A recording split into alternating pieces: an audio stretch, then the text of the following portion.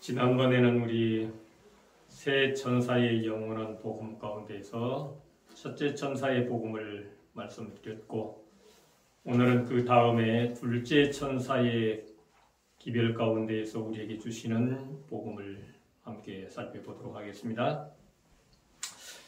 세 천사의 기별이 다 영원한 복음이라고 그랬죠. 그래서 첫째 천사의 기별을 통하여서 하나님은 우리를 창조하신 창조주 하나님, 곧 우리의 아버지시다.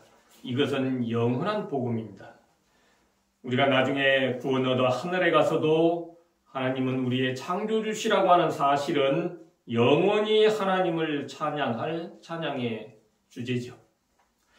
그러면 오늘의 둘째 천사의 기별을 통하여서 우리에게 주시는 영원한 복음은 또 어떤 것인가? 계시록 14장 8절에 이렇게 말씀합니다. 또 다른 천사 곧 둘째가 그 뒤를 따라 말하되 무너졌도다 무너졌도다 큰 성 바벨론이여 모든 나라를 그 음행으로 인하여 진노의 포도주로 먹이던 자로다 하더라. 이게 이제 둘째 천사의 기별이죠. 그런데 예언의 신 가운데 보면은 둘째 천사의 기별에 또다시 반복해서 주어지는 둘째 천사의 기별이 있는데, 그것이 계시록 18장 2절과 3절입니다. 계시록 18장 2절 힘센 음성으로 외쳐 가로되 무너졌도다 무너졌도다 큰 성 바벨론이여 귀신의 처소와 각종 더러운 영에 모이는 것과 각종 더럽고 가증한 새에 모이는 곳이 되었도다. 그 음행의 진노의 포도주를 인하여 만국이 무너졌으며 또 땅의 왕들이 그로 더불어 음행하였으며 땅의 상고들도 그 사치의 세력을 인하여 치부하였도다 하더라. 요한계시록 14장 8절과 18장 2절 3절이 둘째 천사의 기별입니다. 그러면 우리가 둘째 천사의 기별을 어떻게 알고 계십니까? 둘째 천사의 기별은 바벨론, 이것은 교황권과 배도한 개신교회를 바벨론이라고 한다. 그리고 앞으로 이 바벨론은 무너질 것이다. 이렇게 알고 계시죠? 그런데 앞으로 이 바벨론이 무너질 것이다 라고 하는 성경절을 혹시 여러분들 알고 계십니까? 성경 어디에도 이 바벨론이 앞으로 무너질 것이다 라고 하는 성경절은 없습니다. 오히려 계시록 13장 8절 가운데 보면, 계시록 13장 8절 가운데 보면 죽임을 당한 어린 양의 창세 이후로 어린 양의 생명책에 농명되지 못하고 이 땅에 사는 자들은 다 짐승에게 경배하리라. 그렇게 말씀을 하고 있어요. 그러니까 계시록 13장에 나타나는 이 짐승, 바벨론이죠. 이 짐승은 곧 용이 그에게 능력과 권세를 줌으로 말미암아 그 세력이 강하여져서 결국에 가서는 이 바벨론이 얼마만큼 그 세력이 강하여질 것인가 하면은 창세 이후로 죽임을 당한 어린 양의 생명책에 농명되지 못하고 이 땅에 사는 모든 자들은 그 바벨론 짐승에게 경배하게 되리만큼 그 세력은 온 세상을 지배하는 세력으로 점점 더 세력은 더 커진다 이 말이에요. 무너지는 게 아니에요. 성경 어디에도 이 바벨론이 무너진다라고 하는 성경 말씀은 없습니다. 그 세력은 강해져요. 그래가지고 하나님의 백성들이 그 세력으로 말미암아 마지막 때에 결국은 그 영향으로 말미암아서 야곱의 환난을 경험해야 하는 그와 같은 상황까지 그 세력은 커지죠. 그래서 하나님을 대적하는 그와 같은 세력으로 확장되는 것입니다. 둘째 천사의 기별은 앞으로 무너질 것이라고 전하는 게 아니라 무너졌도다라고 전하고 있습니다. 무너졌도다. 계시록 18장 2절에서도 이 세력은 무너졌도다라고 우리에게 설명을 해요. 이것은 이미 완전히 무너진 상태를 이야기합니다. 그러면 우리가 왜 무너진 바벨론이 무엇인가 하는 것을 생각해 봐야 되는데, 도대체 이 바벨론이라고 하는 나라는 이 땅에 언제 세워졌는가를 생각해 봐야죠. 이 바벨론이라고 하는 나라가 세워진 것이 우리가 성경 말씀과 예언의 신에 있는 말씀을 종합해서 쭉 살펴보면은 아담에게 하나님께서 이 지상을 통치하는 통치권을 주셨는데, 왕권을 주셨는데, 그 아담이 사탄에게, 뱀이죠? 뱀에게 미혹을 받아서 결국은 그 왕권이 사탄에게 넘어가 버렸어요. 그래서 이 땅에는 사탄의 왕국, 바벨론 왕국이 세워지게 된 겁니다. 그래서 사탄이 아담과 하와가 범죄함으로 말미암아 아담에게 주어졌던 왕권을 빼앗아서 자기가 왕노릇 하면서 바벨론 왕국을 세웠던 거예요. 그래서 바벨론 왕국은 그때부터 세워진 왕국입니다. 그러면은 하나님께서는 그냥 보고만 계셨느냐? 하나님께서도 각시되어 대쟁투 347쪽에 보면은 이렇게 말씀을 하고 있어요. 은혜의 왕국은 사람이 타락한 이후 범죄한 인류의 구속을 위하여 계획이 세워진 직후에 건설되었다. 그러니까 하나님께서 아담에게 주셨던 왕권, 통치권이 사탄에게 넘어감으로 말미암아 사탄이 바벨론 왕국을 세워서 바벨론 왕국의 왕이 되었는데, 하나님께서도 이 땅에 사람이 타락한 이후에 범죄한 인류의 구속을 위하여 계획을 세우셨는데 은혜의 왕국을 세웠다 그 말이에요. 그런데 그 은혜의 왕국을 세우기는 세웠지만 은혜의 왕국은 한마디로 말하면 아무런 권세가 없는 은혜의 왕국이었어요. 그리고 이 땅을 누가 다스렸는가 하면 사단의 바벨론 왕국이 결국은 이 세상을 지배하게 되었다 이 말이죠. 그것을 그 뒤에 나오는 말씀은 이렇게 이야기하고 있어요. 처음부터 다시 봅니다. 대쟁투 347쪽이에요. 여러분들께서도 혹 집에 돌아가셔서 예언의 신에 있는 말씀을 직접 한번 찾아보시면 훨씬 더 우리의 마음속에 와 닿는 은혜가 더할 것입니다. 은혜의 왕국은 사람이 타락한 이후 범죄한 인류 구속을 위하여 계획이 세워진 직후에 건설되었다. 그러나 그 나라는 그리스도께서 돌아가신 후에 비로소 확립되었다.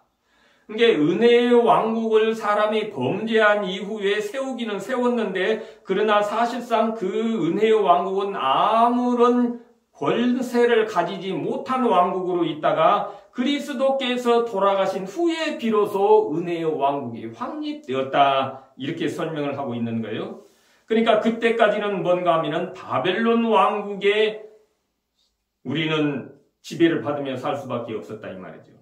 대쟁투 660쪽 가운데 보면은 바벨론 왕은 누구냐? 곧 사탄을 말한다. 이렇게 설명되어 있어요. 그러니까 그 바벨론 나라의 왕은 사탄이에요. 왕국의 통치자는. 그리고 하나님께서는 그 타락한 백성들을 구속하기 위하여 은혜의 왕국을 세우셨는데 사실상은 아무런 권세가 없는 은혜의 왕국이었다. 그러다가 예수님께서 십자가에 돌아가시고 난 후에 비로소 왕권을 찾아오심으로 은혜의 왕국이 확립되었다. 이렇게 설명을 하고 있는 것이죠. 우리가 이제 이 바벨론 그러면은 예언의 신에 설명된 대로 교황권과 배두한 개신교, 다른 설명으로 말하면은 짐승과 거짓 선지자 이렇게 이제 설명되죠. 바벨론이. 그런데 우리가 알아야 될 것은 사탄이 어떠한 주장을 하고 있는가 하면은 본래의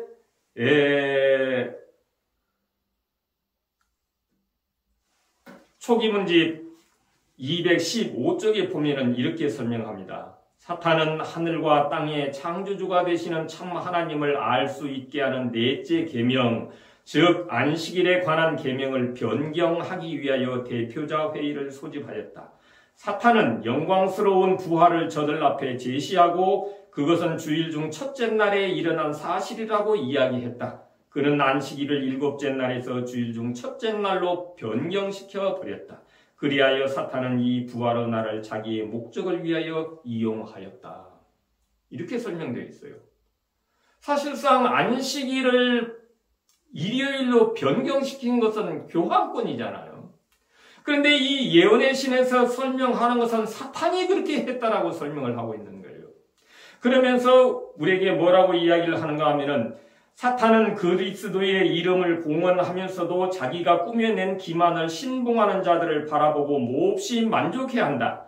아직도 새로운 기만들을 고안해내는 것이 그의 일이며 이러한 방면에 있어서 그의 능력과 계교가 계속적으로 증가하고 있다.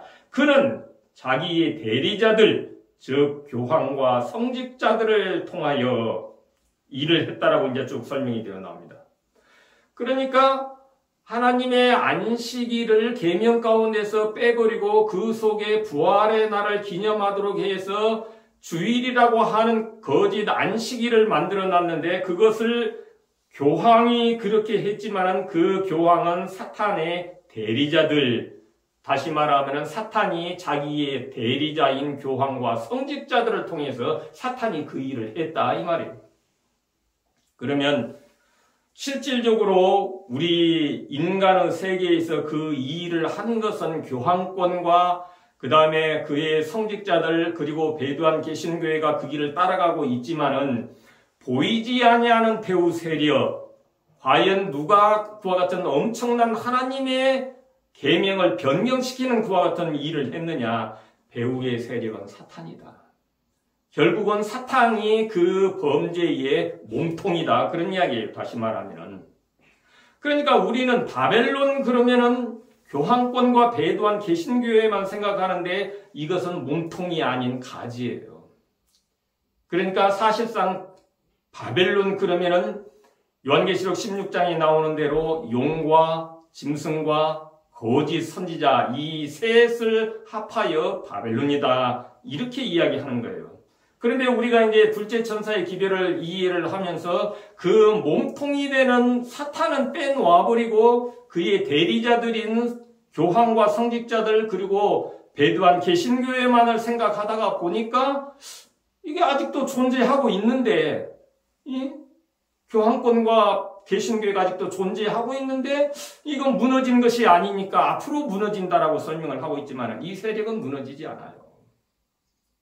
예수님 재림 때까지 무너지지 않습니다. 그 세력은. 그런데 이 세력은 이미 무너졌어요. 그러면 뭘 이야기를 하고 있느냐? 여기에서 무너졌다라고 하는 것은 그가 왕권을 빼앗긴 것을 이야기하는 겁니다. 사탄이 자기의 왕권을 빼앗기 때문에 그 바벨론 왕국은 무너진 거예요.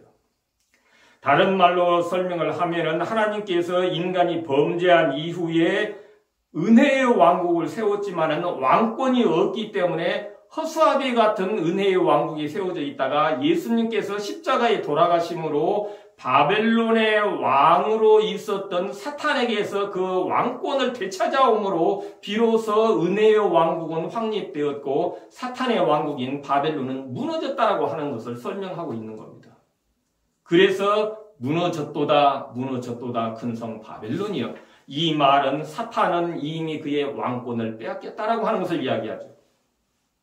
그래서 지금 우리 교황권이나 배도한 개신교회가 앞으로 그 세력이 점점 더 확장되고 더욱더 강화되고 그 세력이 점점 더 커질 것이지만은 그러나 그들은 무너진 바벨론이에요. 다른 말로 말하면 왕권 없는 바벨론이다. 그 말이에요. 왕권 없는 나라라 이 말이에요. 바벨론이. 그러니까 왕권이 없기 때문에 사실상 허수아비 같은 존재지요. 그래서 예수님께서 십자가에 돌아가심으로 말미암아 바벨론 왕국은 무너졌습니다. 사탄은 그의 왕권을 빼앗겼어요. 초기 문제 177쪽에 보면 이렇게 설명합니다. 그리스도께서 죽으심으로 인하여 결국에는 자기가 죽게 될 것이며 자기의 왕국도 예수님께 넘겨졌다는 것을 알게 되었다. 예수님께서 십자가의 죽으심으로 말미암아 사탄의 왕국인 바벨론은 무너지고 결국은 그 왕권은 예수님께 넘겨졌다는 것을 사탄 자신도 알고 있었다 이 말이에요. 초기 문제 157쪽에는 이렇게 말하죠. 그분은 그의 아버지와 약속한 대로 고난의 생애와 두려운 죽음을 선택하셨다. 그렇게 하심으로 그는 이 세상 왕국의 합법적인 상속자가 될 것이다. 이렇게 설명을 하고 있습니다. 초기문제 156쪽에는 이렇게 말해요. 만일 인간을 위한 구속의 경륜이 실패한다면 사탄은 자기의 소유라고 주장한 왕국을 계속 다스릴 수 있을 것이다. 사탄은 자기의 왕국, 바벨론의 왕국을 다스리는 왕으로서의 그와 같은 왕권을 가지고 있었지만 만약에 구속의 계획이 실패한다면 그의 바벨론 왕국은 계속해서 사탄이 다스리는 왕국이 되었을 것이다. 그러나 예수님께서 십자가에 돌아가심으로 말미암아 그의 왕권은 예수님에게 빼앗김으로 말미암아 바벨론 왕국은 무너졌고 그는 결국은 패배할 수밖에 없었다. 이렇게 설명을 하고 있는 것이죠. 우리 금년 22년 제4기 안실학교 교과 34쪽에도 보면은 부조와 선지자 67쪽을 인용을 하면서 이렇게 설명을 했어요. 사람이 사탄의 포로가 되었을 때 그가 가졌던 통치권은 그의 정복자에게 넘어갔다. 사탄에게 넘어갔단 말이에요. 이같이 하여 사탄은 이 세상 신이 되었다. 그는 원래 아담에게 주어진 바 되었던 지상의 통치권을 찬탈하였다. 그러나 그리스도께서 당신의 희생으로 죄의 형벌의 값을 치르심으로 말미암아 사람을 구속하실 뿐만 아니라 사람이 잃었던 통치권도 되찾으실 것이었다. 이렇게 설명되어 있죠.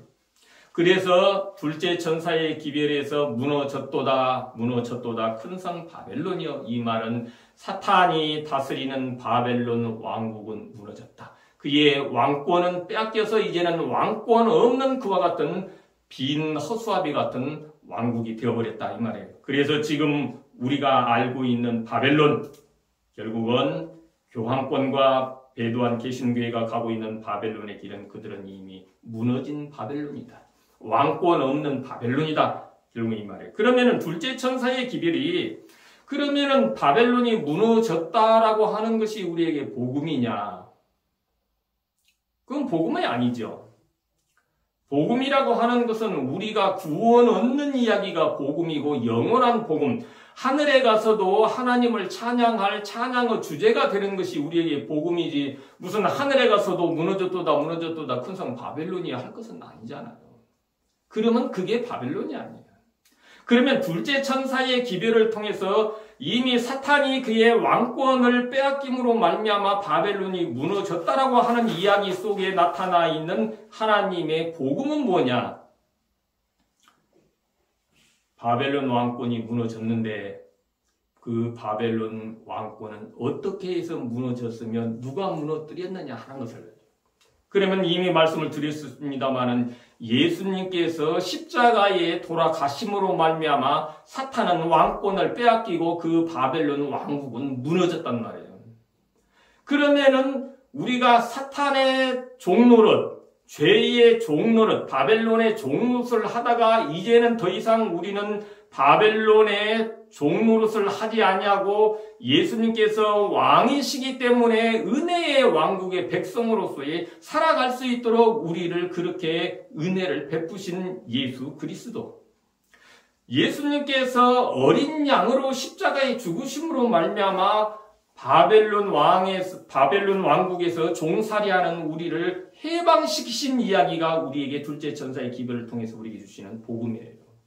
이것은 영원한 복음, 우리가 하늘에 가서도 영원히 하나님을 찬양할 그와 같은 찬양의 주제라 이 말입니다. 둘째 천사의 기별 속에 나타나 있는 복음은 우리를 구속하기 위하여서 어린 양으로서 대속 제물이 되셔서 십자가에 돌아가신 예수 그리스도께서 결국은 바벨론을 무너뜨리고 우리를 바벨론의 종노릇에서 해방시키셨다라고 하는 사실이 복음이고, 그것은 하나님께서 우리에게 둘째 천사의 기별을 통해서 주시는 기별이다. 그러면 예수님께서 왜 어린 양으로서 십자가에 죽으셨느냐? 왜 어린 양으로 죽으셨느냐? 우리를 구속하시기 위해서죠. 우리를 구속하시기 위해서.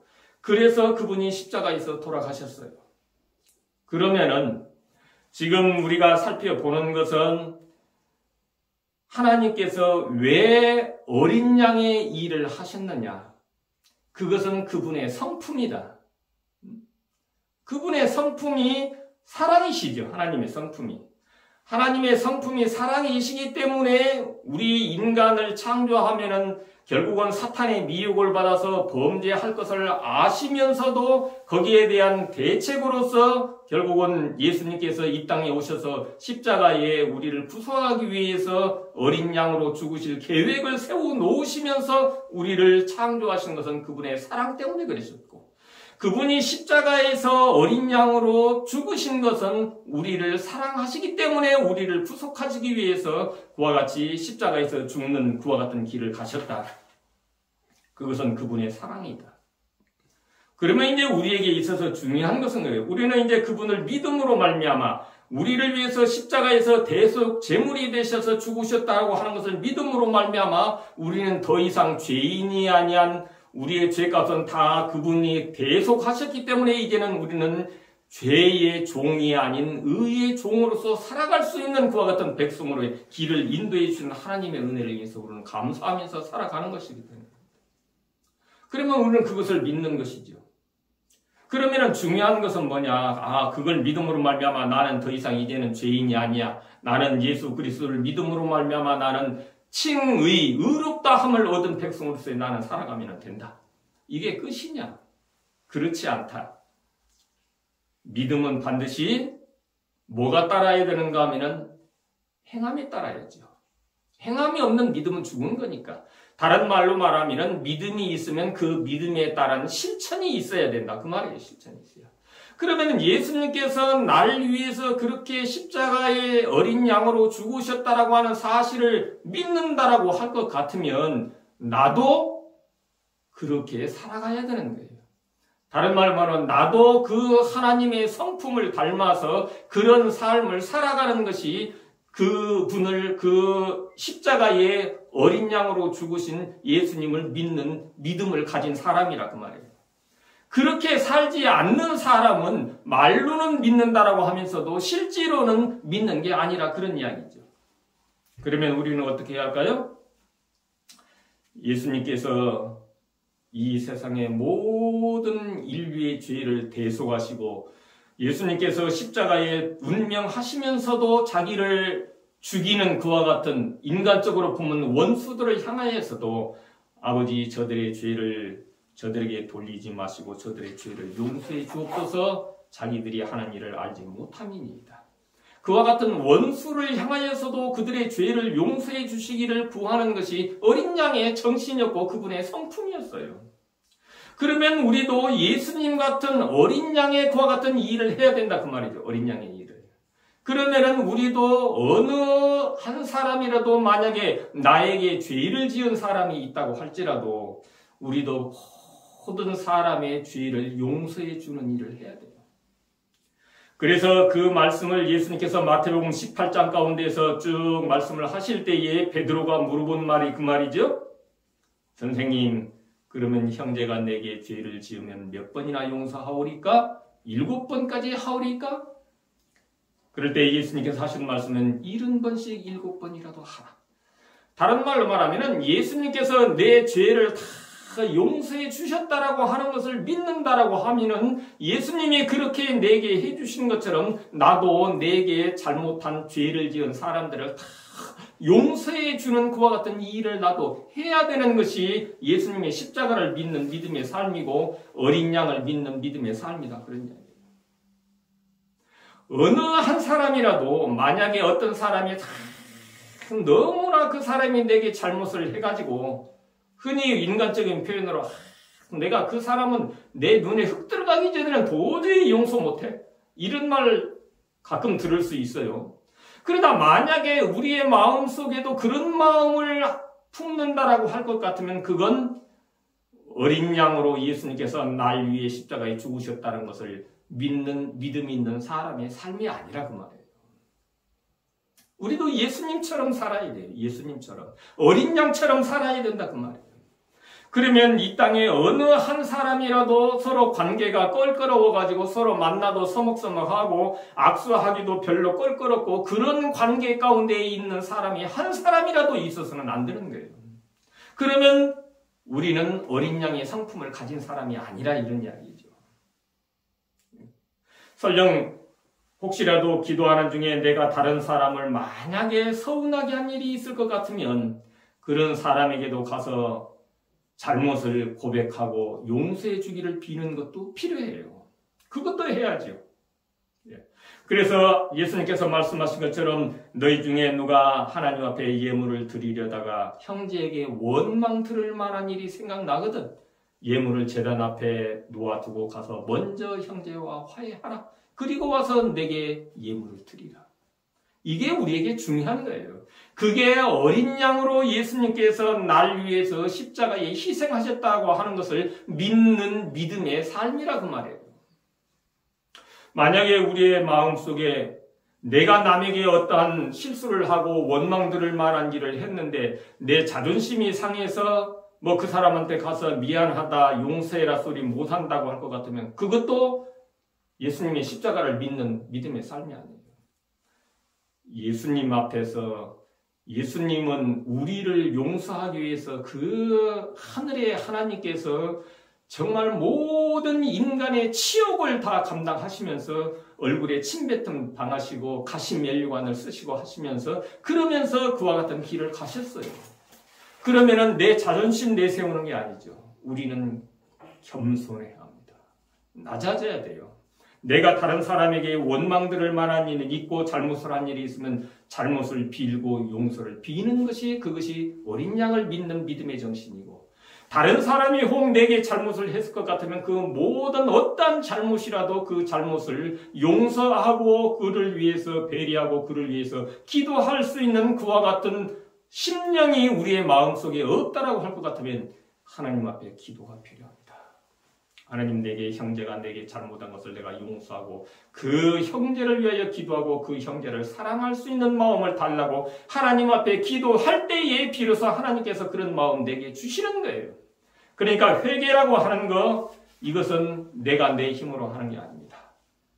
예언의 신 가운데에서는 기적 중에 가장 큰 기적은 회개의 기적이다. 우리의 마음속에 우리의 잘못을 깨닫고 우리의 잘못을 하나님 앞에 회개하는 것, 그건 하나님께서 우리의 마음속에 일으켜 주시는 기적이라고 말해요.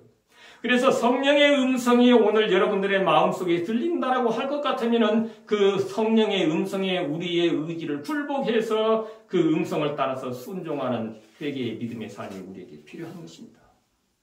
우리가 이 일을 하지 못한다라고 할 것 같으면 우리의 죄도 용서가 없죠. 왜 그런가 하면은 행함이 없는 믿음은 다 죽은 것이기 때문에 그러면은 내가 만약에 내게 죄 지은 어떤 사람을 용서하지 못하고 악수도 하기 싫고 말도 하기 싫고 그러한 관계에 있는 사람이 있다라고 할 것 같으면 예수님께서 날 위해 십자가에 죽으셨다라고 하는 것을 믿는 믿음의 삶이 아니기 때문에 결국은 내가 하나님 앞에 아무리 내 죄 용서해달라고 빈다고 할지라도 그것은 헛것이다 그런 이야기죠. 그래서 우리의 성품의 변화 이것은 두 번째로 우리의 성품은 어린 양의 일을 할 수 있는 사람이 되어야 돼요. 어린 양의 일. 이게 이제 하나님의 성품이라고 말씀을 드렸죠. 그래서 우리의 마음속에 그러한 마음이 우리에게 필요한 것입니다. 그러면은 복음교육자 156쪽에 보면은 이런 말씀이 있어요. 모든 믿는 그리스도인들 중에서 제7일 안식일 예수 재림 교인들은 세상에 그리스도를 전파하는 일에 선봉이 되어야 한다. 세 천사의 기별 가운데는 안식일 진리를 소개하여야 할 사명이 포함되어 있다. 이 기별 속에 있는 다른 진리들과 함께 이 안식일 진리를 전하되 주목하여야 할 가장 위대한 중심 인물이신 예수 그리스도를 빼놓아서는 안 된다. 이 가장 위대한 중심 인물이신 예수 그리스도는 둘째 천사의 기별을 통하여 그분이 우리를 죄에서 구속하기 위해서 십자가의 죽으심으로 말미암아서 바벨론의 왕인 사탄에게 빼앗겨 버렸던 그와 같은 왕권을 예수님이 되찾아오심으로 말미암아 그 바벨론 왕국을 무너뜨리시고 우리를 더 이상 바벨론의 종로로 사도록 두지 아니하시고 우리를 하나님의 은혜의 왕국의 백성이 되게 해주셨다. 이것이 둘째 천사의 기별을 통하여서 우리에게 주시는 영원한 복음의 말씀입니다. 그러면은 이 어린 양 처음에 살펴봤습니다만은 어린 양이라고 하는 직하면은 그러면은 안식일 어디에 나타나 있느냐? 지금 하나님의 인 맞은 자, 그래서 하나님의 인과 관계되어서 지금 새 천사의 기별을 살펴보고 있죠. 그래서 이 어린 양이라고 하는 직함이 안식일 속에 나타나 있는데 그것은 신명기 5장 15절 말씀 속에 어린 양의 직함이 나타나 있습니다. 신명기 5장 15절 너는 기억하라. 네가 애굽 땅에서 종이 되었더니 너의 하나님 여호와가 강한 손과 편팔로 너를 거기서 인도하여 내었나니 그러므로 너의 하나님 여호와가 너를 명하여 안식일을 지키라 하느니라. 이것은 애굽 땅에서 이스라엘 백성이 종살이를 하다가 모세의 인도를 통해서 그들이 애굽에서 해방되어 나왔는데 그들은 유월절을 통해서 그들은 어린 양이 죽음으로 말미암아서 애굽에서 해방될 수 있었지요. 그래서 예수님께서 죽으신 것은 어떠한 죽음이냐? 고린도전서 5장 7절 가운데 보니까 우리의 유월절 양 그리스도께서 희생이 되셨느니라 이렇게 설명합니다. 예수님이 십자가에 죽으신 것은 유월절 양으로 죽으셨다. 그래서 다른 말로 말하면 이스라엘 백성이 애굽에서 종살이 하다가 그들이 유월절 양의 죽음을 통해서 그들이 해방되었던 것처럼 예수 그리스도께서 유월절 양으로 십자가에서 죽으심으로 말미암아 우리가 바벨론의 왕국에서 종살이 하다가 바벨론의 왕을 무너뜨리시고 왕권을 되찾아오심으로 우리를 본래 그 죄의 종, 바벨론의 종에서 해방시켰다라고 하는 그와 같은 것을 우리가 살펴볼 수 있기 때문에 이 신명기 5장 15절 안식일 속에는 어린 양이라고 하는 직함이 나타나 있는 거예요. 그래서 이 어린 양이라고 하는 직함이 안식일 속에 나타나 있고 이것은 하나님의 인으로서 우리의 이마에 찍혀져 있는 그와 같은 하나님의 이름이 되겠죠? 그래서 이러한 이름을 생각해 보는데 그러면 이제 우리의 마음속에 생각할 것은 뭐냐?